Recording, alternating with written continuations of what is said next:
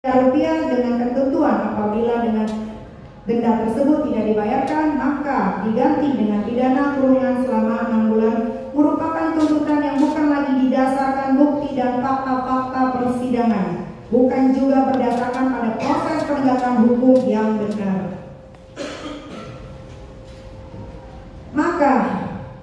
Akan tetapi tuntutan tersebut cenderung mengandung rekayasa fakta hukum dan membuktikan bahwa jaksa penuntut umum memperlihatkan kebenciannya dan dendam pribadinya kepada saya. Bahwa perlu untuk saya sampaikan kembali, permasalahan ini dimulai dari adanya permintaan tolong Reza Gladys yang ingin bertemu dengan saya karena produknya telah direview jelek-jelek oleh Dr. Samira atau Dokter. Permintaan tolong tersebut terbukti dari adanya percakapan bertiga antara Dr. Oki, Ismail Marzuki, dan Reza Gladys melalui sambungan telepon WhatsApp seperti yang sudah terungkap di persidangan. Selanjutnya, fakta lain terkait adanya permintaan tolong Reza Gladys juga terbukti berdasarkan chattingan WhatsApp antara Ismail Marzuki dengan Reza Gladys tertanggal 14 Oktober 2024. Di dalam percakapan itu terlihat dengan jelas bahwa Reza Gladys menyampaikan keinginannya dan meminta tolong kepada Ismail Marzuki agar dapat dipertemukan dengan saya. Reza Gladys terlibat yang selalu aktif dalam melakukan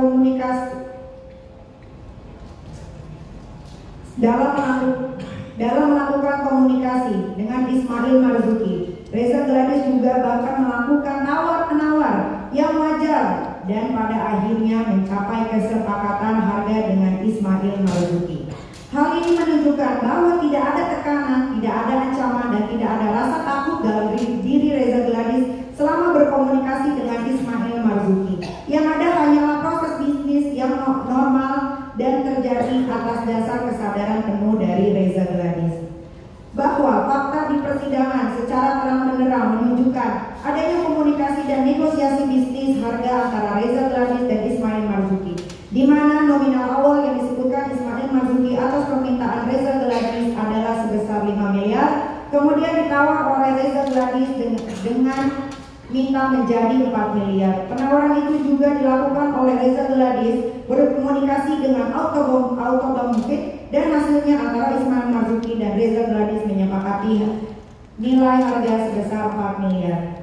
Sehingga dengan fakta ini maka membuktikan secara jelas bahwa hubungan antara Reza Gladys dengan Ismail Marzuki merupakan hubungan para pihak dalam kontraktual bisnis yang bersifat komersial dan setara atau equal.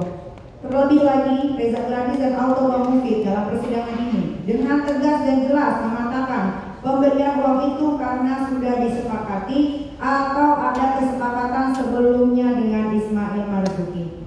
Bahwa dengan fakta tersebut maka kesimpulan jaksa penuntut umum dalam surat tuntutannya yang mengatakan Reza Gladys terpaksa memberikan uang sebesar 4 miliar kepada Ismail Marzuki terbukti merupakan kesimpulan yang bohong dan membangun rekayasa fakta hukum. Padahal jelas dan tegas Reza Gladys dan Autobom Mufid dalam persidangan ini mengatakan pemberian uang itu karena sudah disepakati atau ada kesepakatan sebelumnya dengan Ismail Marzuki.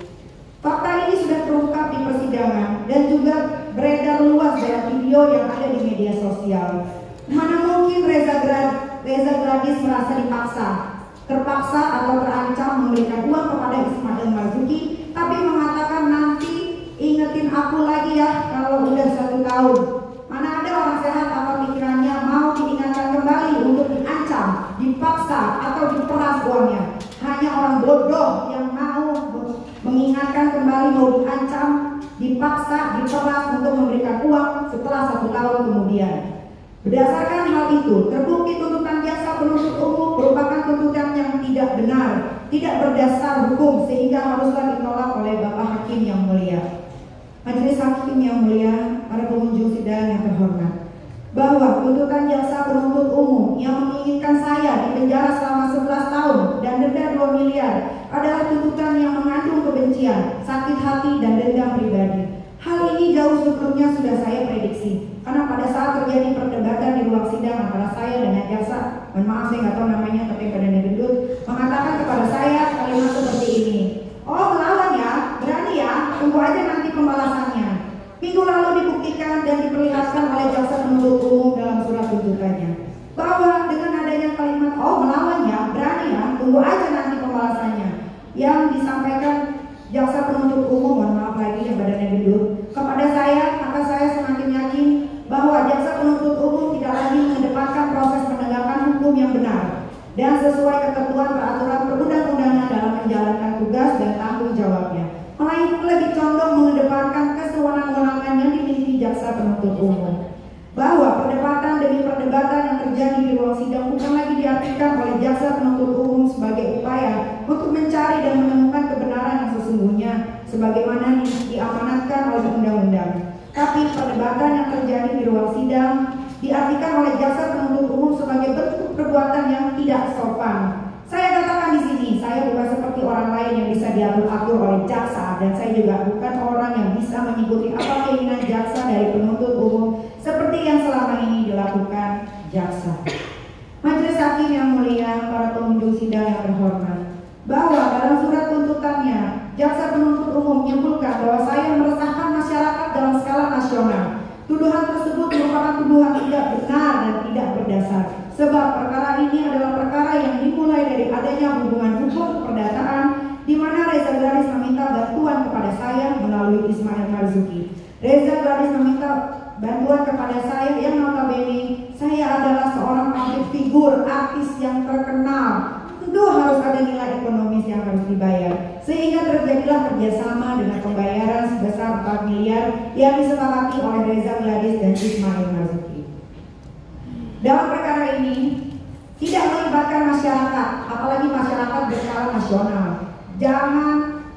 Jaksa jangan mengklaim perbuatan saya telah meresahkan masyarakat, karena tidak ada masyarakat yang resah dengan saya. Justru perbuatan saya yang memberikan edukasi kepada masyarakat adalah perbuatan baik. Saya mau bertanya sama jaksa, mumpung bisa ditanya ya. Masyarakat mana jaksa yang saya resahkan? Tolong terdakwanya dibaca saja ya. Ya, karena kemarin bawa meresahkan masyarakat yang mulia di sini.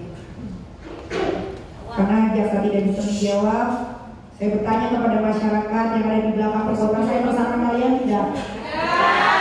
Terima kasih. Saya ingatkan lagi kepada terdakwa ya, untuk membacakan pledoi-nya. Tidak usah minta komentar siapapun ya. Saya ingatkan sekali lagi terakhir ya. Soalnya kemarin jaksa bawa terakhir ya. Silakan dibaca.